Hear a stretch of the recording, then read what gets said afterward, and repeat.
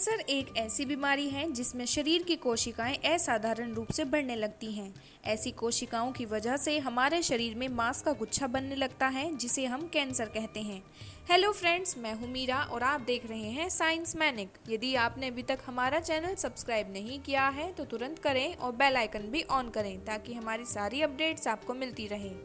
Cancer एक ऐसी बीमारी है जिसका इलाज अभी तक पूर्ण रूप से नहीं मिला है। पुरुषों में लंग्स, कोलोरेक्टल, प्रोस्टेट और लीवर कैंसर होने की संभावनाएं अधिक होती हैं, जबकि महिलाओं में ब्रेस्ट, लंग्स, सर्वाइकल, थायराइड और यौन कैंसर होने की संभावनाएं काफ़ी अधिक होती हैं। विशेषज्ञों ने 100 प्रकार के कैंसर का अभी तक पता लगाया है। उनमें से प्रमुख रूप से ब्लड कैंसर, गले का कैंसर, मुंह का cancer, breast cancer, cervical cancer, lungs cancer, prostate cancer, bladder cancer, liver cancer, bone cancer और पेट का कैंसर होते हैं। कैंसर कोई जेनेटिक बीमारी नहीं होती है। कैंसर से पीड़ित लोगों के शरीर में जगह जगह मांस का गुच्छा बनने लगता है। उनका वजन असामान्य रूप से बढ़ने लगता है और हल्का बुखार या रात में पसीना आना, पाचन तंत्र का बिगड़ना या त्वचा में बदलाव आना और खांसी, यह सभी कैंसर के लक्षण हो सकते हैं। कैंसर होने के कई कारण हो सकते हैं, जैसे यूवी रेडिएशन, सिगरेट पीना, शराब पीना, दूषित खाना या पानी पीना, तंबाकू खाना, ज़्यादा मीठे का ग्रहण करना, ज़्यादा नमक और मिर्च की चीज़ें खाना, ज़्यादा तला भुना खाना, खाने में बदलाव लाना या खाने के तरीकों में बदलाव लाना, सोने के पैटर्न में बदलाव, रोज़ाना इस्तेमाल में आने वाली चीज़ों में बदलाव, योगा कम करना, व्यायाम न करना।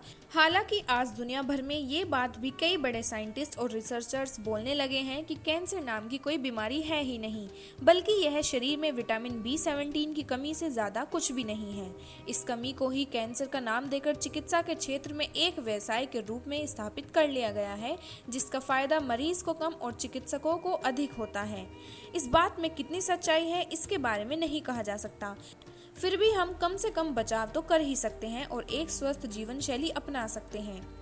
शरीर के किसी भी हिस्से में लंबे समय तक दर्द का बने रहना, दवाओं के बावजूद असर न होना, कोई बीमारी न होने के बावजूद दर्द का रहना, असहज महसूस होना, ऐसे में पर्याप्त जांच जरूरी है।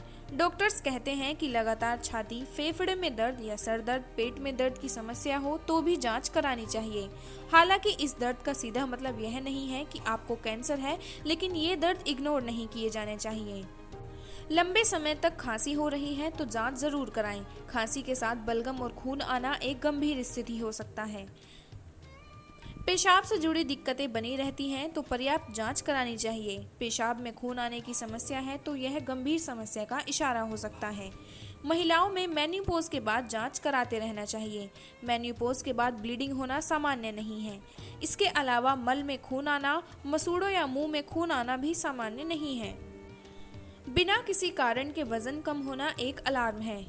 इसे इस तरह समझिए कि आपके शरीर में कोई गंभीर समस्या है। ऐसा हो रहा है तो एक्सपर्ट्स की सलाह जरूर लेनी चाहिए। अक्सर ऐसा देखा गया है कि अग्नाशय, पेट या फेफड़ों के कैंसर का संकेत यही होता है। आंतों से जुड़ी दिक्कत बनी रहना भी कैंसर का इशारा हो सकता है। ऐसे में चिकित्सक की राय के अनुसार जांच करानी चाहिए। लगातार थकान बने रहना, लंबे समय तक अच्छी डाइट लेने के बावजूद भी ऐसा होना, ये कैंसर का इशारा हो सकता है। अत्यधिक काम करने के बाद थकान होना स्वाभाविक है, पर बिना किसी कारण थकान का होना सामान्य नहीं माना जाता। कैंसर से बचने के लिए हम अपने खाने बनाने के तरीकों में और बाकी सब चीज़ों में बदलाव लाना ज़रूरी है। स्टार्च युक्त भोजन जैसे आलू, मक्का इत्यादि जो ज़्यादा तापमान पर नहीं पकाना चाहिए, क्योंकि यदि हम स्टार्च युक्त भोजन को ज़्यादा तापमान पर पकाते हैं तो उसमें कैंसर पैदा करने वाले पदार्थ निकलने लगते हैं। यह ऐसे पदार्थ हैं जिनसे कैंसर हो सकता है। नॉन स्टिक पैन का इस्तेमाल आजकल सबसे ज़्यादा होता है, जबकि नॉन स्टिक पैन कैंसर बनाने में सबसे ज़्यादा जिम्मेदार है।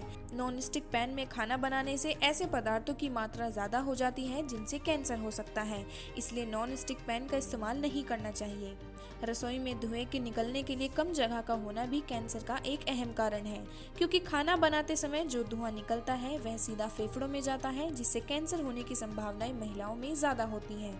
एल्यूमिनियम फॉइल पेपर को खाना रखने के लिए इस्तेमाल नहीं करना चाहिए, क्योंकि फॉइल पेपर में ऐसे कई पदार्थ होते हैं जो कैंसर कर सकते हैं।